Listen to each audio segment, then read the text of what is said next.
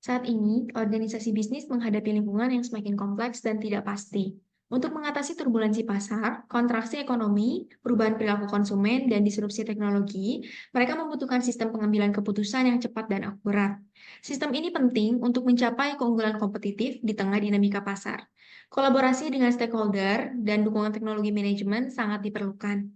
Salah satu teknologi yang bermanfaat adalah kecerdasan bisnis dan data science melalui kecerdasan buatan atau AI. Teknologi ini menjadi solusi terkini untuk membantu pengambilan keputusan, baik untuk kebutuhan saat ini maupun prediksi strategis di masa depan. Pada kesempatan ini, saya, Laila Febrini Eka Putri, akan menyampaikan topik menarik terkait kecerdasan buatan, meliputi konsep, pendorong, teknologi utama, dan aplikasi bisnis. Sebelum masuk ke topik utama, mari kita review sedikit pembahasan sebelumnya yang telah membahas tentang gambaran umum kecerdasan bisnis, analitik, dan kecerdasan artifisial sebagai sistem pendukung keputusan. Dalam sesi tersebut, kita telah mendalami bagaimana kecerdasan bisnis atau business intelligence dan analitik data dapat memberikan wawasan berharga bagi organisasi.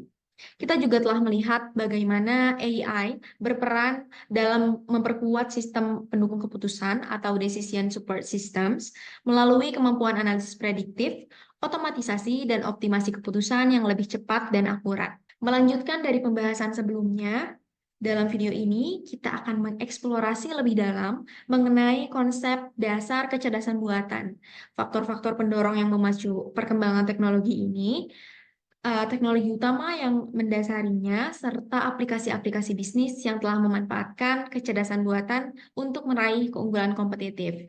Materi ini akan dibuka dengan pembahasan sketsa pembukaan, di mana eh, saya akan membahas bagaimana INRIX memecahkan masalah transportasi di kota-kota besar melalui teknologi informasi lalu lintas yang inovatif. Mari kita mulai dengan melihat beberapa permasalahan yang menjadi masalah utama di mana dihadapi di jalan raya saat ini.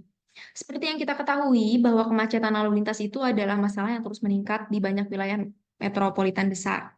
Pengemudi dapat menghabiskan beberapa jam di jalan raya setiap hari. Selain itu, akibat dari kemacetan ini, polusi udara dapat meningkat dan lebih banyak kecelakaan yang terjadi. Kemudian perusahaan Inrix memungkinkan pengemudi untuk mendapatkan informasi lalu lintas secara real time. Mereka dapat mengunduh aplikasi lalu lintas Inrix XD untuk iOS dan Android.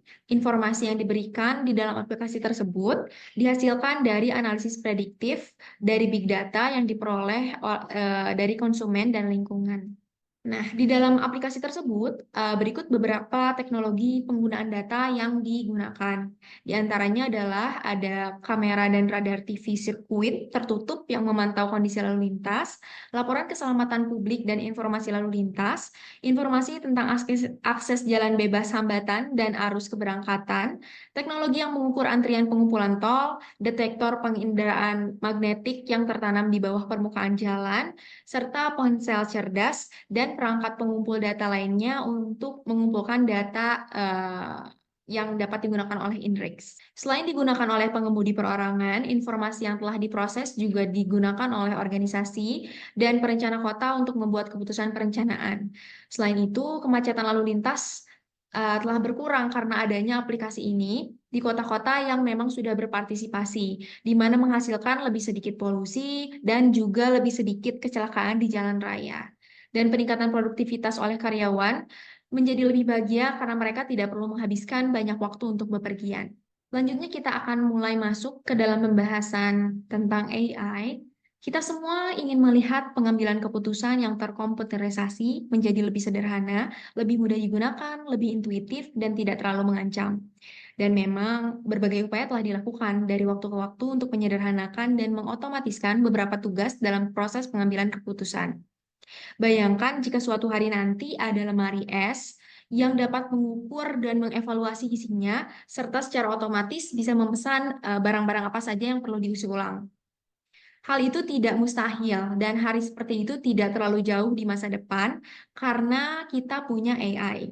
Definisi dari AI tersendiri memiliki beberapa definisi sebenarnya, namun banyak ahli itu setuju bahwa AI berkaitan dengan dua ide mendasar.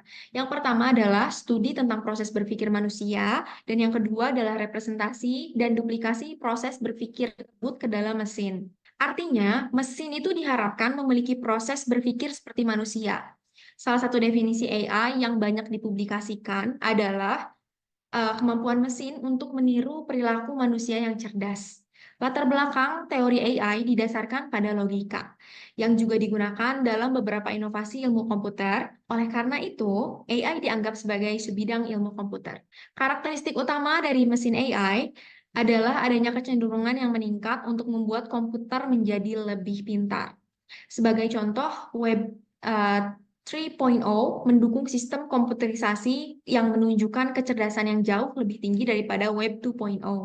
Beberapa aplikasi sudah didasarkan pada beberapa teknik AI, sebagai contoh bidang penerjemahan bahasa dengan mesin yang membantu orang-orang yang berbicara dengan bahasa yang berbeda untuk berkolaborasi serta membeli produk online yang diiklankan dalam bahasa yang tidak mereka kuasai. Demikian pula, penerjemahan mesin ini dapat membantu orang yang hanya mengetahui bahasa mereka sendiri untuk berkomunikasi dengan orang yang berbicara dengan bahasa lain dan membuat keputusan bersama secara real time. Salah satu contoh mesinnya adalah Google Translate atau bisa juga Grammarly, DeepL, dan lain sebagainya. Selanjutnya adalah karakteristik utama AI. AI itu memiliki landscape yang sangat besar, termasuk ratusan atau bahkan lebih komponen dari AI.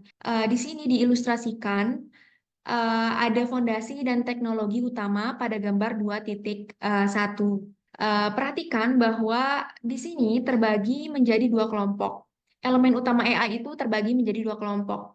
Yang di bagian bawah itu adalah fondasi dan di bagian atasnya dinamakan teknologi dan aplikasi. Di bagian bawah itu mencakup elemen-elemen dasar yang menjadi landasan bagi pengembangan kecerdasan buatan. Bila diperhatikan, di bagian fondasi, di bagian bawah, di akar pohon tersebut yang merupakan bagian dari fondasi, bisa kita lihat ada beberapa sub-sub ilmu atau bidang-bidang keilmuan yang kita tahu dan familiar bagi kita. Di antaranya ada biologi, matematika, kemudian ada ilmu komputer, dan lain sebagainya. Sedangkan di bagian teknologi dan aplikasi, yaitu di bagian atas, mencakup teknologi-teknologi yang diimplementasikan dalam AI dan berbagai aplikasi di berbagai industri. Salah satunya ada machine learning, kemudian tadi ada mesin penerjemah bahasa, dan lain sebagainya. Teknologi utama di sini akan dijelaskan di pembahasan selanjutnya. Akan tetapi, kita harus tahu bahwa pembagian ini menunjukkan keberagaman dan kompleksitas AI dalam mewujudkan berbagai aplikasi dan solusi yang dapat diterapkan dalam berbagai aspek kehidupan manusia dan industri. Dengan fondasi yang kuat di bidang-bidang ini, dan teknologi-teknologi yang terus berkembang, AI itu memiliki potensi besar untuk membawa dampak positif dalam masyarakat modern. Selanjutnya adalah aplikasi AI. Teknologi AI digunakan dalam pembuatan sejumlah besar aplikasi. Di sini ada dua contoh. Yang pertama adalah Google dan Facebook, yang di mana mereka sedang bereksperimen dengan proyek-proyek yang mencoba mengajari mesin cara belajar dan mendukung atau bahkan membuat keputusan otonom. Selanjutnya keputusan otonom akan dijelaskan. Kemudian contoh yang kedua adalah Pitney Bowes, di mana dia semakin pintar dengan AI. Jadi Pitney Bowes Inc. adalah penyedia solusi bisnis global yang berbasis di Amerika Serikat di berbagai bidang, seperti pengiriman produk, intelijen lokasi, keterlibatan pelanggan, dan manajemen informasi pelanggan. Perusahaan ini mendukung miliaran transaksi fisik dan digital setiap tahunnya di seluruh dunia perdagangan yang terhubung dan tanpa batas. Nah, saat ini Pitney Bowes di Pitney Bowes, harga pengiriman ditentukan secara otomatis berdasarkan dimensi, berat, dan kemasan setiap paket. Perhitungan biaya menghasilkan data yang dimasukkan ke dalam algoritma AI, di mana semakin banyak data yang diproses, semakin akurat juga perhitungannya. Karakteristiknya ini mirip dengan machine learning. Perusahaan Pitney Bowes memperkirakan peningkatan 25% dalam perhitungan yang dicapai dari algoritma mereka. Hal ini memberikan Pitney Bowes dasar yang akurat untuk penetapan harga, kepuasan pelanggan yang lebih baik, dan keunggulan kompetitif yang lebih baik. Selanjutnya adalah tujuan utama AI. Seperti yang kita tahu sendiri bahwa AI juga memiliki tujuan, diantaranya adalah memahami dan bereaksi dengan tepat terhadap perubahan lingkungan yang mempengaruhi proses dan operasi bisnis tertentu. Kemudian yang kedua adalah memperkenalkan kreativitas dalam proses bisnis dan pengambilan keputusan. Penggerak AI meliputi beberapa hal sebagai berikut. Yang pertama adalah ketertarikan masyarakat, biaya aplikasi AI, keinginan mendapatkan keunggulan, produktivitas, data yang berkualitas, efisiensi, dan perkembangan teknologi. Meskipun AI memiliki berbagai manfaat bagi kita ataupun organisasi, akan tetapi AI masih memiliki beberapa keterbatasan. Di antaranya adalah kurangnya sentuhan dan nuansa manusiawi, karena AI masih terkesan robot dan tidak senatural pekerjaan yang dilakukan oleh manusia. Yang kedua adalah kurangnya perhatian terhadap lingkungan di luar tugas, karena AI sangat fokus terhadap perintah yang diarahkan kepada dia. Jadi jika ada pekerjaan yang di luar perintah yang sudah diberikan, dia tidak akan memberikan perhatian terhadap tugas tersebut. Yang ketiga adalah dapat membuat orang terlalu bergantung pada mesin AI. Karena kita merasa menggunakan AI itu lebih mudah, kita secara tidak sadar terus bergantung terhadap penggunaan mesin AI dalam kehidupan sehari-hari kita. Yang keempat, dapat diprogram untuk menciptakan kehancuran. Selanjutnya adalah dapat menyebabkan banyak orang kehilangan pekerjaan karena berbagai pekerjaan yang biasanya dilakukan oleh manusia mulai secara perlahan digantikan oleh AI. Yang terakhir adalah dapat mulai berpikir sendiri dan menyebabkan kerusakan yang signifikan. Lalu, apa yang dapat dan tidak dapat dilakukan oleh AI?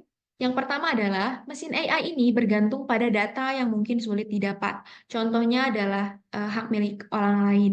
Salah satu contoh nyatanya adalah kasus ChatGPT, di mana data yang dikumpulkan oleh ChatGPT itu uh, pernah hanya update sampai tahun 2021 karena bermasalah dengan privacy dari pengumpulan data. Jadi kan data yang dikumpulkan oleh ChatGPT itu berasal dari berbagai sumber dan ada beberapa sumber yang tidak terima jika data yang mereka miliki itu diambil begitu saja oleh ChatGPT.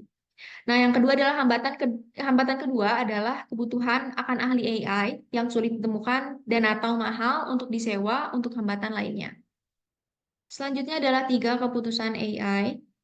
Kita punya 3 keputusan AI, diantaranya adalah kecerdasan buatan atau AI tersendiri, kemudian ada AI otonom, dan kecerdasan yang ditambah.